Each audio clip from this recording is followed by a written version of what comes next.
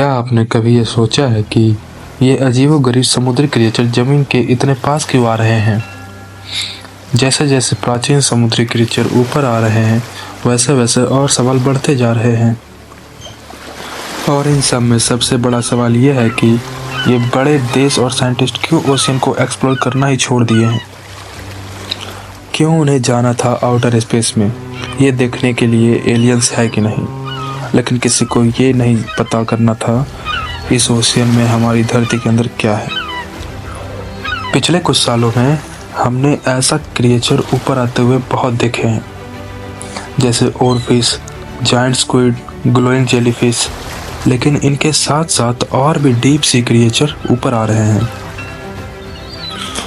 The oarfish, जो कि तलवार की तरह शार्प होती है और तैरती स्नेक्स की तरह है। अब इस ओरफिश के बीच पे आने की सिग्निफिकेंस क्या है ये मैं तुम्हें थोड़ी देर में बताऊंगा, लेकिन उससे पहले एक और चीज़ को नोटिस कर लेते हैं। तुमने रिसेंटली एक और फिश को ऊपर आते हुए देखा होगा सरफेस पे, which is the angular fish. And ये फिश जो है डीप सी में रहती है एंड कभी वहाँ से नहीं निकलती। अब ये एक बात है कि ये चीज़ को गलत तरीके से दिखाया जा रहा है कि जो एंगुलर फिश जो ऊपर आ गई थी वो सिर्फ 6 इंच की थी, लेकिन उसको दिखाया जा रहा है जैसे वो बहुत बड़ी फिश थी। इसका भी सिग्निफिकेंस मैं तुम्हें जस्ट थोड़ी देर में ही बताऊंगा। पहले हम चलेंगे केरला, जहां एक और चीज़ हुई। अब केरला के बीच पे एक इंसान की वीडियो बहुत ही फेमस हो रही है, जिसमें वो फिशेस के बीच में नहा रहा है और तुम उसे नोटिस कर सकते हो कितनी सारी फिशेस बीच पे आ गई है। अब ये फिशेस का बीच तक आना द और फिश का अलग अलग पार्ट्स ऑफ द वर्ल्ड में, जैसे ऑस्ट्रेलिया एंड सैन डिएगो में यूएसए के जगहों पे बाहर बीच पे आना, और एक एंगुलर फिश का डीप सी से एकदम वाटर सरफेस पे आ जाना कुछ तो इंडिकेट करता होगा। अब केरला वाले केस में ये कहा जा सकता है कि जब भी इतनी सारी फिशेस एक साथ बीच पे आती है, इसका मतलब आसपास कोई प्रेडेटर है, या तो एक अर्थक्वेक या कोई दूसरा डिजास्टर होने वाला है।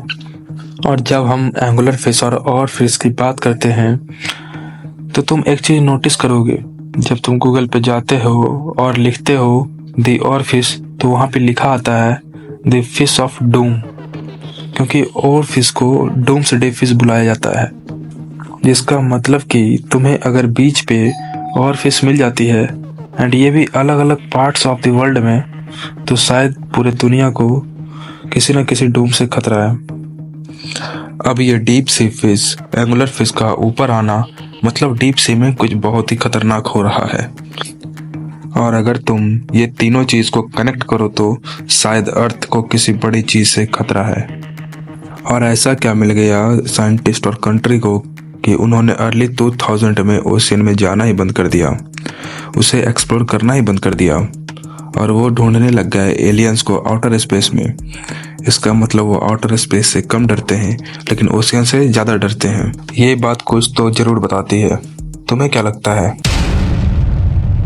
अब रिसेंट टाइम के बारे में तो हमने बात कर लिया, लेकिन इस क्वेश्चन का आंसर करते हैं, जैसे कि रियलिस्टिक रीजन क्या है।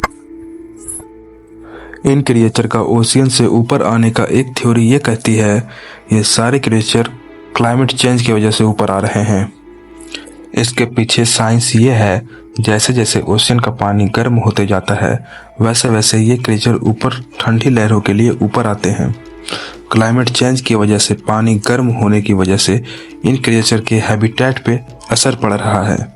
डीप सी क्रिएचर का घर उजड़ रहा है। दूसरी वजह हो सकती है अंडर वाटर अर्थक्वेक और वॉल्केनिक एक्टिविटी। जब ओशियन की सबसे नीचे वाले सरफेस को हम सेबिल्ड बुलाते हैं, वो हिलता है तो क्रिएचर ऊपर आने लगते हैं। इसका एक बड़ा एग्जांपल जो मैंने पहले भी बताया है वो है ओरफिश, जिसको लास्ट टाइम भारी मात्रा में देखा गया था जापान के सोर्सेस पे, जब वहाँ पे सुनामी और अर्थक्वेक आने वाले थे। तो पहला रीज़न हो गया क्लाइमेट चेंज, एंड दूसरा सबसे बड़ा रीज़न जो हो गया नेचुरल डिजास्टर।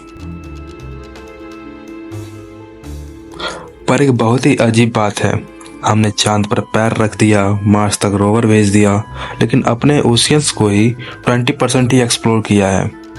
अब कुछ लोगों का ये कहना है कि ओशियन एक्सप्लोरेशन महंगा होता है, नीचे बहुत अंधेरा होता है एंड सबसे बड़ी बात उसमें प्रेशर बहुत ज़्यादा होता है, जिसकी वजह से जो इक्विपमेंट नीचे के लिए बनाए जाते हैं उनको बनाने में बहुत ज़्यादा पैसा लगता है।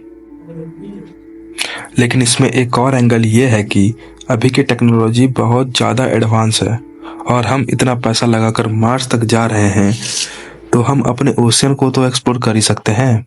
तो स्पेसएक्स जैसी कंपनी पैसा लगा रही है स्पेस एक्सप्लोरेशन में। कुछ कंपनी भी उठकर आ सकती है जो ओशियन एक्सप्लोरेशन में पैसा लगाए। लेकिन अब बात यह है कि ये भी हो चुका है।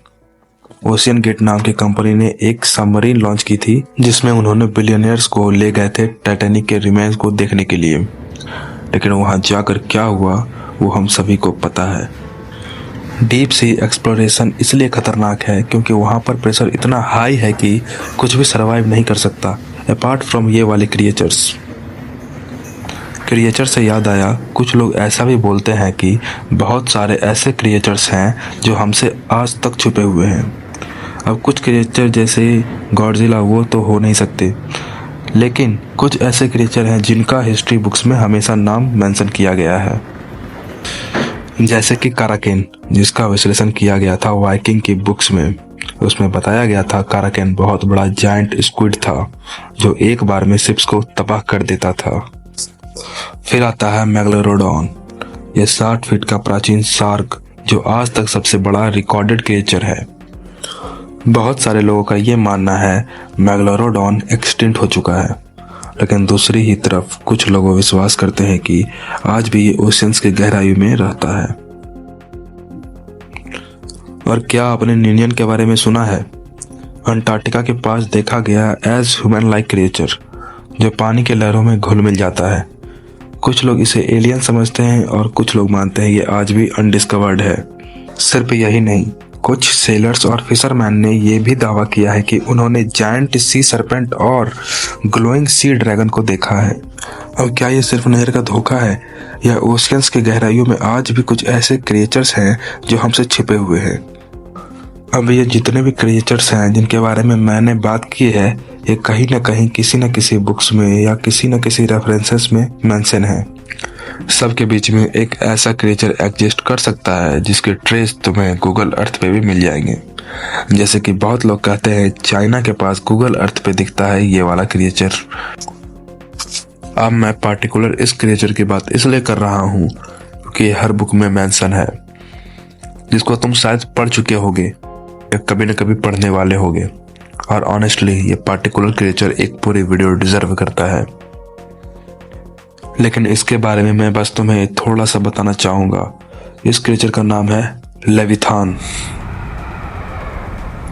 बहुत ही बड़ा आर्मर्ड डिस्ट्रक्टिव सी मॉन्स्टर जिसकी आइडेंटिटी और एग्जिस्टेंस पूरी तरीके से मिस्ट्री में बदली हुई है।